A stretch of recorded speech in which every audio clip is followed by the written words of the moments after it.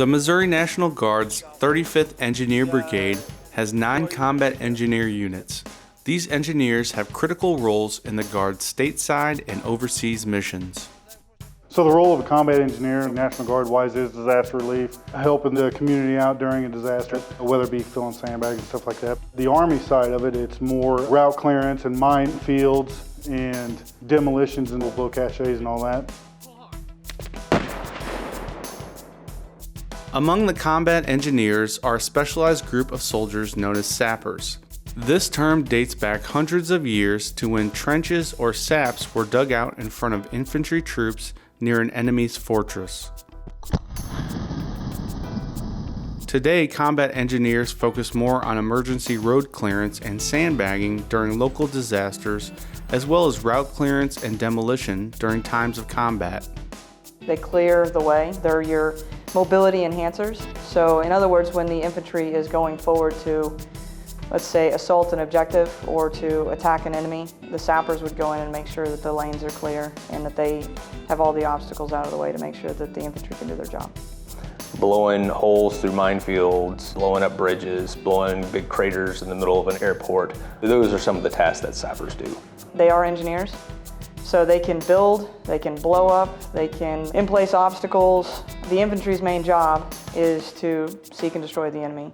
Our job is to make sure that they can do that and to make sure that we impede the enemy when it tries to attack us. A combat engineer stops the enemy by putting out obstacles, whether it's building a man-made obstacle, which could be anything from knocking down trees to slowing them down. We could take out bridges to slow the enemy down. We take out the enemy's obstacles, whether they have a minefield in place. Combat engineers can go in and clear the minefields, or take out just something as simple as concertina wire. Some people reserve the label of sapper only for those soldiers who wear a sapper tab. Since 2004, soldiers who complete the Sapper Leader course, which is operated by the U.S. Army Engineer School at Fort Leonard Wood, can wear the sapper tab. In order to wear the sapper tab, there is a 28-day course you have to go through. It's insanely intense. People will compare it to Ranger School. People who have done both will say the sapper school is more intense. The guys wearing the tabs, they would be your varsity sappers. It's like wearing your Letterman jacket in high school. That's more or less what it's the equivalent of. It's saying, hey, I'm the best of the best that the Army has to offer when it comes to 12 Bravo tasks, which is, again, the combat engineers. Once a year, combat engineer units are required to do demolition or demo training to stay up on the skills of placing and detonating explosives. This year's training took place at Fort Leonard Wood with multiple units under the 35th Engineer Brigade.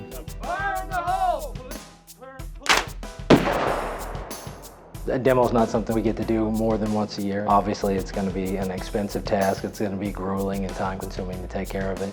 We have to do that every year to stay qualified because all that stuff's a perishable skill. If you don't do it, you forget it. There's a lot of the new guys that haven't ever put their hands on demo.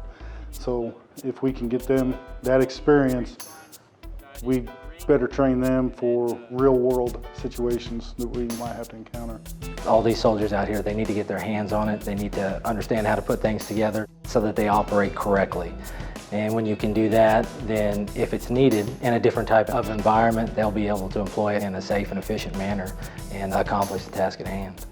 The culmination of every year is the day that we get to go out and blow demo. That is the one fundamental task that sappers do that's different than anybody else. It's a certification process is what it is. So everyone needs to get out there, get their hands on it, make sure that they're tying their knots correctly, make sure that there's a standard safe distance.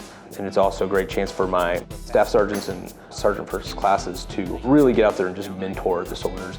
They've been doing this a lot longer, so the knowledge that they have is imperative to impart to those junior soldiers that haven't seen this as much, so it's not ingrained in what they do. And so just to get them that refresher training to make sure that they have the hands-on and that they can maintain the ability to tie the knots that's required to tie and to execute a flawless demo range, they need to be able to do that consistently.